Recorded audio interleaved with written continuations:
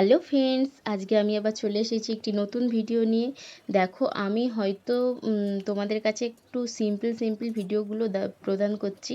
তো এটা কিন্তু তোমরা ভেবো না যে আমি এই রকমই হয়তো কাজ করি, সেটা কিন্তু না। আমার কাছে অনেক কাজই আছে।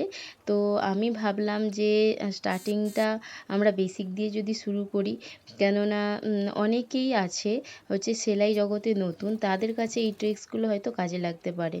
তো দেখো, আজকে আমি তোমাদের সঙ্গে শেয়ার করছি ব্লাউজের নিচের পোর্শনে একটা যে পটি লাগানো হয় সেই পটিটা কিভাবে আমি বসাই সেটা।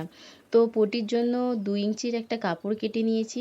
তো কাপড়টা কেটে নিয়ে আমি ব্লাউজের নিচের দিকটাতে 1/2 ইঞ্চি করে একটা সেলাই দেব। তো সেলাইটা দেওয়ার সময় আমি হুকের যে হুক বসানো হয় যেই ঘাটটা পটিটার কাছে, তো ওই জায়গাটা আমি কাপড়টা ভেতর দিক পোর্শন করে মুড়ে নেব। তো এতে কি হয়, একটুও ছোট বড় হয় না। আর তারপরে ওইটা সেলাই করার পরে চাপ সেলাই দিয়ে দেবো। তো দেখো, আমি এইভাবেই তো সেলাই করি। তো আমি যেহেতু এইসব সম্বন্ধে ভিডিও এই প্রথম দিচ্ছি, এর আগে আমার ব্লগ চ্যানেল ছিল। তো ব্লগ চ্যানেল আমি ব্লগ দেওয়া বন্ধ করে দিয়েছি। তো ভাবলাম এই সেলাইয়ের ভিডিওই দেব। তো তোমরা পাশে থাকলে একটু খুশি হবো।